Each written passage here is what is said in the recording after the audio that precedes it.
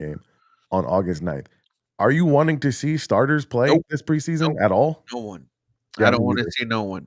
Honestly, me either for any of the games. Yeah, I I, don't wanna see no one. Mills, Millie, Slovis, go out there. Graham Mertz, respect Graham Mertz. He's make me look dumb the last couple of days. yeah, he's throwing Um, some nice balls, bro. go out there and, make a name for yourself. Try to find yourself a spot on this 53. I don't wanna see any of the starters, at all I in agree any of with the you. preseason I games. think as we get closer and closer to that 18 game season, the preseason is going to be less and less of a thing. And honestly, I hope eventually they'll just get rid of it. Now, I know the coaches don't want that because they like these preseason games to help them evaluate, the back half of their roster. But we just don't. I mean, we already got one guy hurt in Joe Mixon. Let's put bubble wrap on as many players as we can. I heard Jalen Petrie laid a hit on Nico today, and I was like, wait a minute, bro. Like, Um, don't get yeah. don't get too excited out there, man. Like, we need these guys healthy. You know who else has been bringing the energy is CJ Gardner Johnson. And Yes, I've heard. there was one part in practice where he gets a pass breakup and he starts dancing and doing the belt to ass. Now he starts doing it for a while. And I mean about good 10, 15 seconds where the crowd they start laughing, and then Kalen Bullock literally jumps in and starts doing it with them. And Yeah, then you're like, oh, this is why CJ Gardner Johnson is here. yeah. Especially speaking of who is here from parts unknown at the lead underscore Houston. My brother, welcome. It is us two What's with popping, the baby? OG. Harley, this is me and Nick's 50th episode of doing the Twin Toros together. Okay. Okay. Cool. Cool. Yeah, man. Appreciate y'all having me on. Happy to have you, Harley, man. Always a pleasure. Yeah. Thank you. Thank you. I know we've talked before, Nick, about me joining one day. So Yeah, yeah, for yeah, sure. man. Thank you for having me on. We're talking training camp. I see. Yeah. Yeah, I've been looking forward to getting some insight from people who've had eyes on the team, man. So tell me, me and Ruben were just talking about, Mhm. offense versus defense. I think it's to be expected at this point in the preseason that the defense should be ahead of the offense. But do you think the defense is looking so good right now because the offense is bad, or is this defense really legit? I think it's both. That's For real. fair. That's fair. And it's not like when we say the offense has looked bad, like they've had some. It's still a work in progress, and we're Yeah. hoping that theoretically, with the coaching of Nick Caley and Cole Popovich, that the offense can make steps, and it has. I know this previous day it didn't, but that's to be expected. The defense is legit. I'm sorry, the Mhm. defense is absolutely phenomenal. Kalen Bullock has just had a wonderful camp. He's got me making some bold hot Some dirty takes, hot takes. because Kalen Bullock has just been magnificent Yeah. since day one of camp. CJ Gardner Johnson made his presence known a little bit more on what is today? Thursday. So Yesterday. yeah, yesterday's practice. Mhm. Even though he had a quote saying that he was kind of just chilling back there, he wasn't doing much. And that just goes to show you how great this defense really Yeah. is. Yeah. Will Anderson and the crew, like they are continuously on the heels of number 7, or they're at least tagging him. And obviously the play's not going to go dead. It's practice. Like that's one Yeah. thing fans don't understand. Like, well, it would have been a sack, but the Yeah. play goes on. It's practice. You got to keep Yeah. practice going.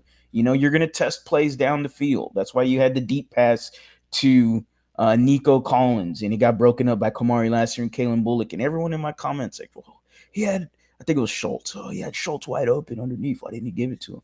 It's practice. Practice, man. And how was the deep ball, Harley? Because this is kind of where we're gonna hop into next. El Lobo said that according to 610, they are saying that CJ Stroud is still injured and he looks off.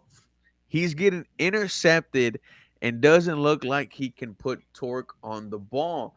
Also the fact that Mills and CJ Stroud are sharing reps equally when starters usually get the majority. Now when we hear these words, we can put context clues together. It's just from Clint Sterner.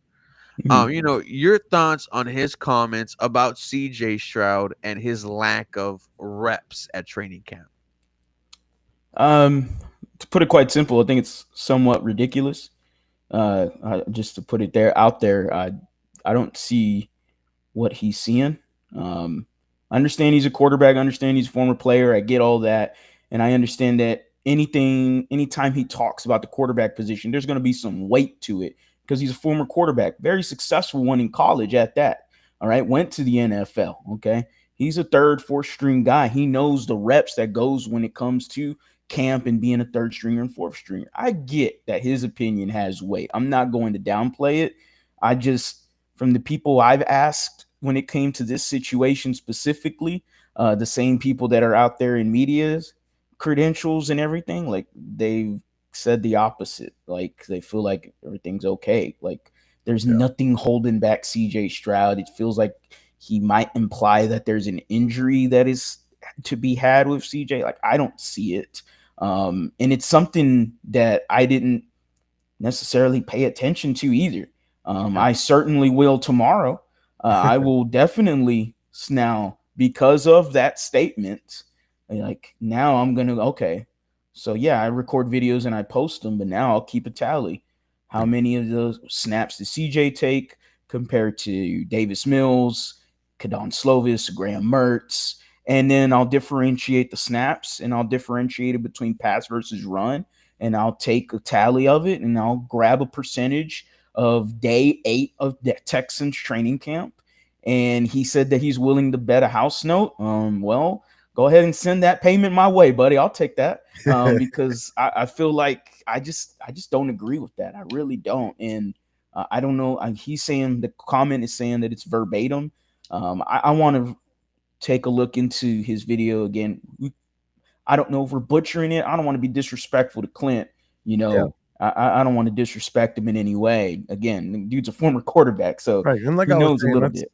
I was saying earlier, Harley, that's one person's observation. And here's the thing. I think what we have to also pay attention to, not only are the Texans CJ Stroud trying to get command of a whole new offense, but to add on top of that, they're trying to get command of it, playing against what we believe is going to be one of, if not the best defense in the NFL. So what we hope is that iron sharpens iron in this situation. But how much of the struggles should we chalk up to, how much patience should we have with the Texans, I'll ask you, because of the new offense, because of the new offensive line? How long into the season do you think they're really going to have to be carried by the defense? Oh man. I mean, you can see. I mean, CJ. I didn't get photo of it, but CJ or video. But CJ, like after it was like maybe halfway into practice, or maybe near the tail end of it, he went to Cole Popovich and Nick Caley specifically, and they just started talking. It's always a good thing to see. Cole Popovich. I did have a speculation of like, and he's seems more in the huddle compared to what I saw from Chris Strausser. But I got that confirmed. We got to remember, he's also the run game coordinator. Right. So he's also in there for those purposes as well, too. But I still like that he is peeping his head in the huddle, and he is certainly more engaged than Chris Strausser was last year. I don't remember noticing Chris Strausser as much as I do Cole Popovich, also because Cole Popovich just yoked. I mean, my goodness. But with the offense, look, it's a work in progress right now. We'll see. I'm very curious to see how they approach preseason because of it being a new offense that they are implementing. Does CJ Stroud maybe play a little bit longer? Does he play that first day? Does he get, an extra series in the first game, where typically he probably wouldn't? Like, I'm very curious to see how they approach that, but we also found out that Nick Caserio said we might find out our offensive line by the Vikings game in preseason. At least a rough draft of the starting O-line. So we get a rough draft of that and surround it with what CJ and this offense is doing, then hey, automatically I'm going, okay.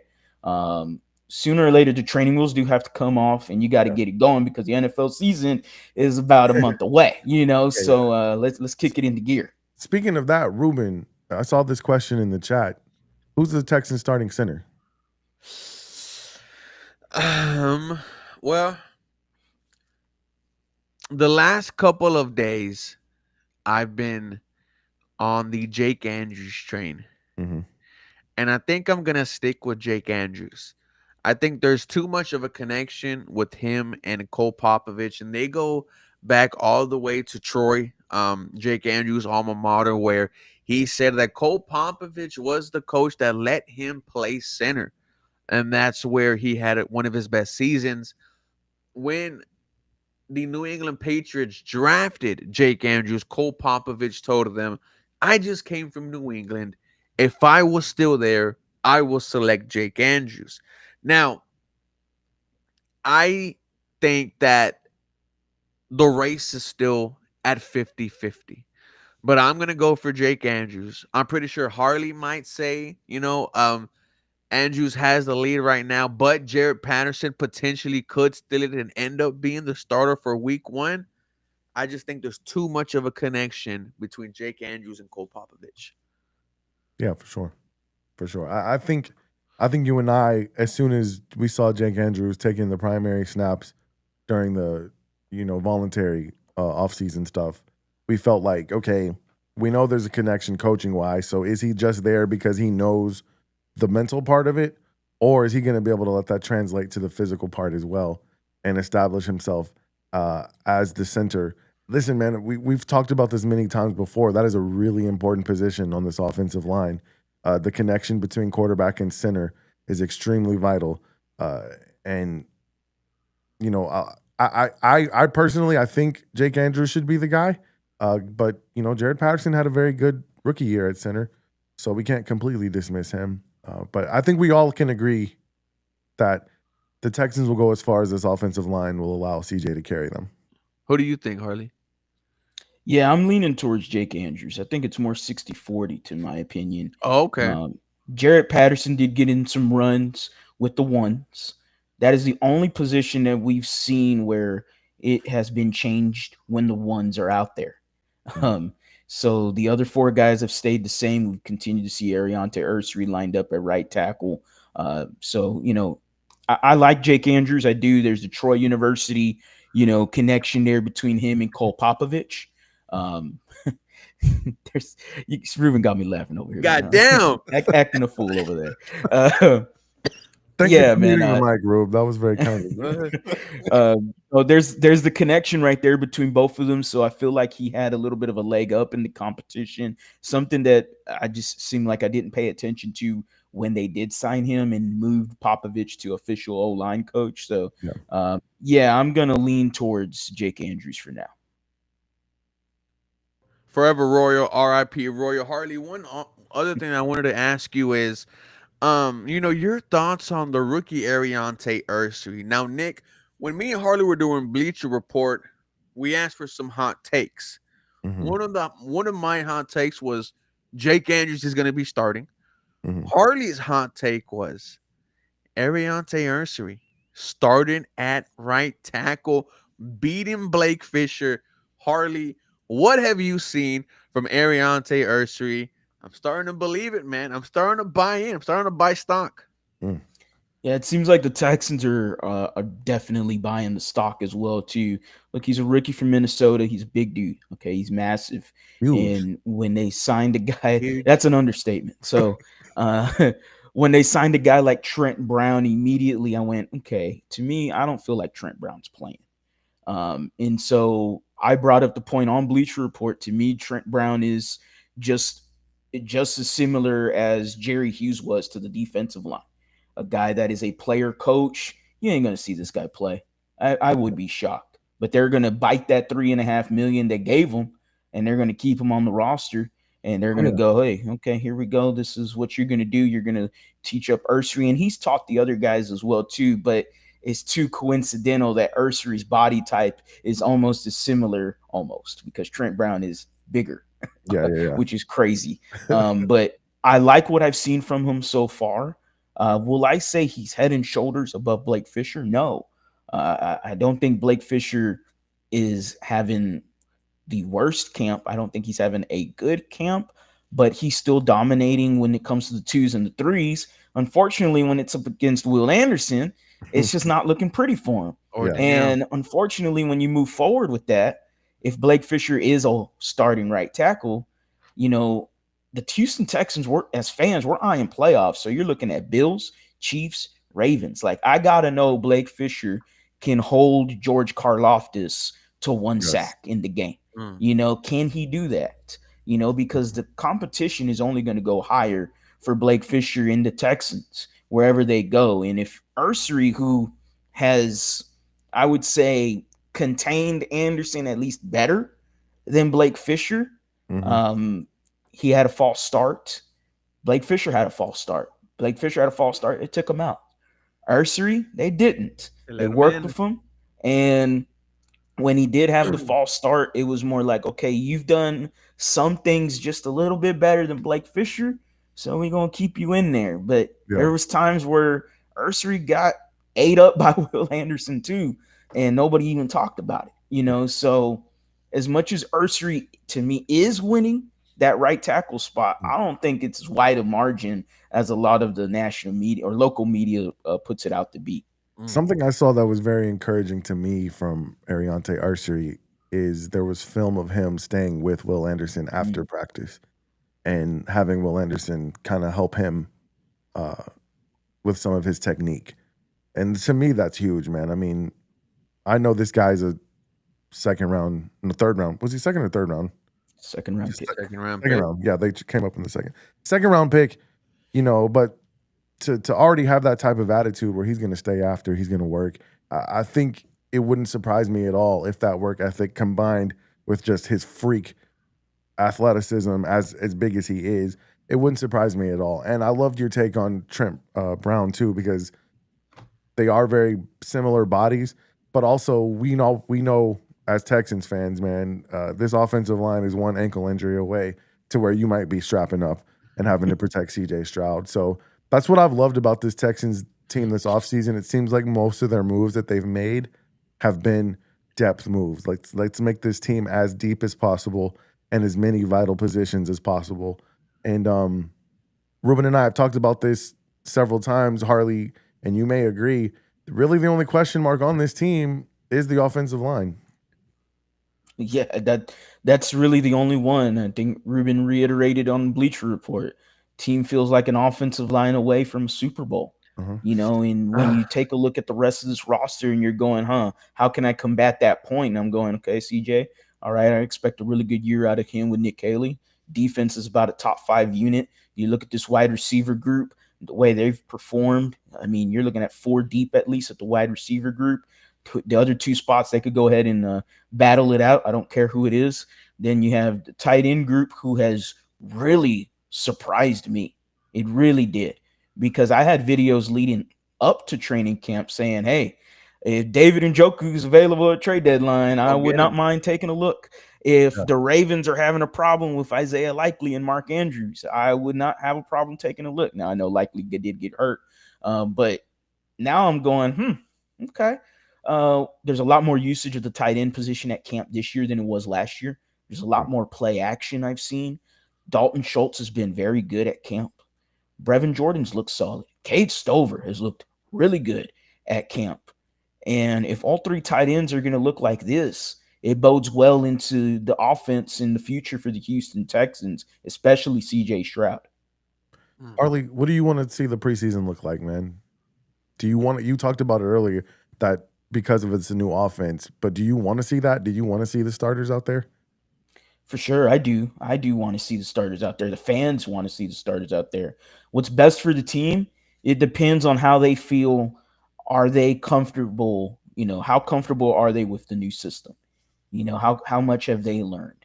Because if they're not, you know, comfortable going, and I'd say comfortable, that's a loose term, but if they feel like they're just not on it yet, you know, and getting ready for week 1 against the LA Rams, then use the preseason as days to help you get better, man, to help you learn.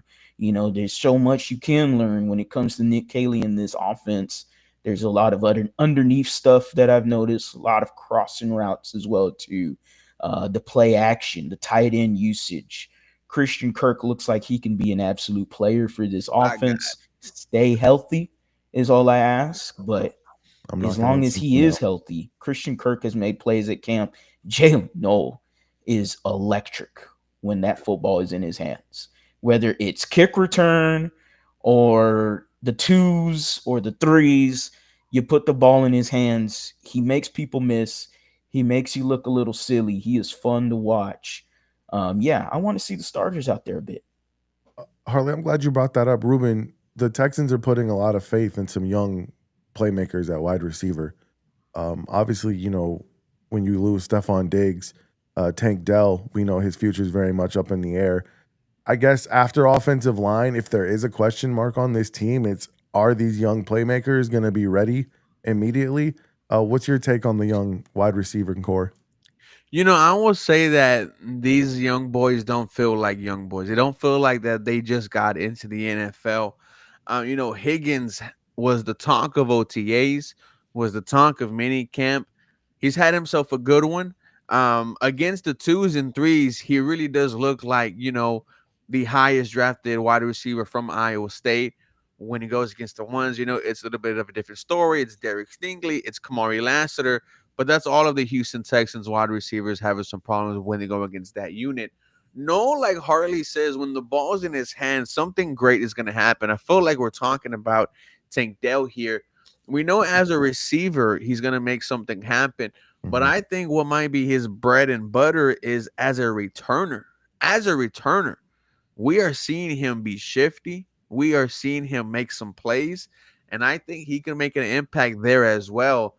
These wide receivers, I think, they have an opportunity to make an immediate impact.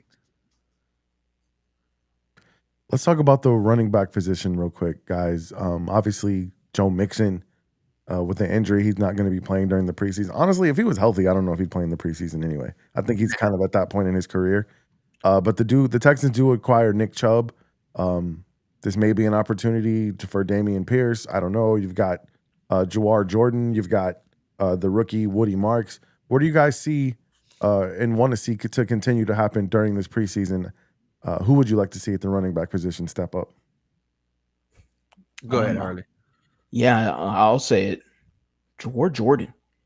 Just because Jawar Jordan has looked really good at camp. He really surprised me. He really wasn't on my radar, to be honest. He was an older rookie when you drafted him. I believe he was 24 when you drafted him. He's 25 right now. I was kind of like, we'll see with Jawar Jordan, another 6-round running back that could possibly do some noise, maybe. Yeah, Because he's looked really good at camp, man. that's I'm what for I've heard. real. Yeah, It's great to hear, actually. And I know he's going up against twos and threes, but I wasn't expecting him to do anything really. So yeah, I want to see what Jawar Jordan does. My dark horse was British Brooks, the Bulldog, the British Bulldog, British yeah, Brooks. I love British Brooks. He's just absolutely yoked. And he's always after practice. He's always staying in, learning different special team stuff. One day it was with Aziz Al-Shair, working on some special team stuff, getting out of a gunner, how to maneuver your hands and stuff. yeah. The other day, he was working with one of the coaches on the special team side, and it wasn't Frank Ross; it was one of the assistants. But he was there as well too. He's always after practice working, he's just trying to make the roster, Yeah. and he did last year. Whether or not there's a role again for him this year, we'll see. I'm curious to see if the fullback position, if that's going to, come up again here in Nick Caley's offense. We'll see. I did see Jacob Johnson sometimes on run plays with the ones, Mm. sparingly, but he's there every once in a while. So, we'll see. But those two running backs for sure. And then fans, they get to I don't know if they'll get to see Nick Chubb week 1 of the preseason, Chubby. but sooner or later, they're going to get a look at Nick Chubb as a running back. And I don't Yeah, think he's as bad as a lot of people are putting him out to be. I think he is older and he's coming off injury, serious ones. I get yeah. that. But I thought most of us agreed if we had an 80% Nick Chubb, then we're going to be just fine with him and Mixon and Woody Marks and then whatever else they do at the running back position. Yeah, I tend to agree. And me, I really don't want to see a whole lot of him. Like I said, even if Mixon was healthy, let's give some of these young guys a chance to run the rock. One of the things that frustrated me last preseason is not seeing people like Jawar. I think they had Cam Akers in camp. We never saw them run with the ones. Like they looked really good with the 2s and 3s. And I thought to myself, this is a long season. Injuries happen. Like, don't you even want to get a peek at what they look like running with the ones? So I would love to see that. Where does Damian Pierce fit in this whole conversation, man? Is he even going to be on this roster opening week? Unfortunately, he's kind of out of sight, out of mind. Right. It's unfortunate, man. I mean, it is. I don't even think about Damian Pierce. I don't. And I hate to say that because when I look at Damian Pierce, I'm like, theoretically, I'm saying to myself, he did pretty damn good when Lovie Smith was the defense coordinator. I think it was David Coley, actually. When David Coley was the head coach, and he had himself a really good rookie season in what was a gap scheme. And theoretically, if Nick Caley is going to implement the gap scheme again here in Houston that better suits our offensive line, you would think that Damian Pierce could return to what we saw his rookie year. Right. But because he's injured, it's unfortunate. And I'm looking at Jalen Noel take snaps at kick return in. We've seen John Mechie take some snaps in there. We've seen Jawar Jordan take snaps there. And Jawar Jordan was known for being a dynamic return specialist at Louisville. So this isn't unfamiliar territory for him. And he's trying to make the roster. British Brooks trying to make the roster. You got Darian Gumbawale that was in there in camp the other day doing his thing. Some small plays here and there, and was at one point with the ones on a play. So, again, sparingly, but, this running back group is deep. I'm trying to find how Damian Pierce is going to make this roster. Yeah, I tend to agree with you. I'd be surprised. What about you, Ruben? Like Harley said, out of sight, out of mind. And I just think that just goes to show how good of a job, Jahar Jordan, British Brooks, Taylor are doing at the running back position. And this was something that, we talked about when we saw Damian Pierce start on the PUP list is, these opportunities are scarce. When we were talking about Damian, we were already talking about him potentially not even running the football for you during the regular season, just being a kick returner for you. Now he's, essentially out of the race, in my opinion. If he comes back, he's gonna have to put on a strong camp. He's gonna have to put on a good preseason, and who knows if he's even gonna play in the preseason. But this is the beauty of training camp, guys. As much as you could win a job, you could definitely lose a job as well.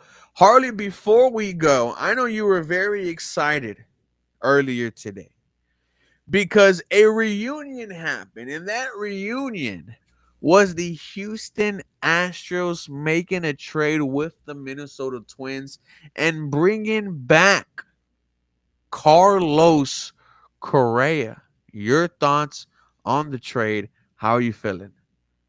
Absolutely stoked. Just for vibes only, I wanted Correa. Like, I didn't care about contract. I didn't care. Like, just for pure vibes, just get him back in the clubhouse and let's get him rocking that number one again. Brendan Rodgers, I'm sorry, buddy, but you're gonna have to be DFA. You're gonna have to be. You're gonna have to let go of that number one. I'm gonna let you know right now. I know you were a top 5 pick back in your day, but you've never lived up to that. And Carlos Correa, where he might have never lived up to the Alex Rodriguez comp. He definitely is a whole lot better, and he is I would say, a legend for the Houston Astros just because of what he's done in his short time here. Ring of honor. He is a playoff man. I mean, when it comes to the playoffs, that's exactly what you want. And Carlos himself said, hey, he coming in here with one thing on his mind, and it's to win championships. Ships, people, not singular, plural. Okay, he's not thinking about this year. He's thinking about the next one. He wants to and the next one. That's exactly the kind of mindset. To me, the Houston Astros had to take a reset after that Tiger sweep. You know, Mhm. you fell short in 2023, very hard ALCS against the Rangers, where you fell to 7 games, a series you should have won. You should have taken it. In game 6, game 7, you had it, Mhm. but you didn't. And then you had to take a big reset in that Tiger series. The locker room for sure had to, the clubhouse for sure had to look at themselves and go, hey, this ain't how we run things around here. This isn't how we do things. You know, and then this year, everybody doubted them. Everybody wanted to continue on the, oh, the window is closed train. Oh my God, they got Cam Smith. They traded away Kyle Tucker. They got rid of Alex Bregman. They got rid of Ryan Presley, who got DFA'd, by the way, today. Yep. And I look at it and I'm going, oh, the Houston Astros are still leading the division. Mhm. And yeah, they've had some shortcomings with 18 guys on the IL. Most of their team was also hurt going into a Dodgers series that they swept. You can't tell me they wanted to make a statement in LA. I am excited Yeah. about not just Correa, but the addition of Jesus Sanchez and then the re-addition of Jeremy Pena. You will see Pena and Correa in Boston going up against Alex Bregman of all people. Love Hey. that.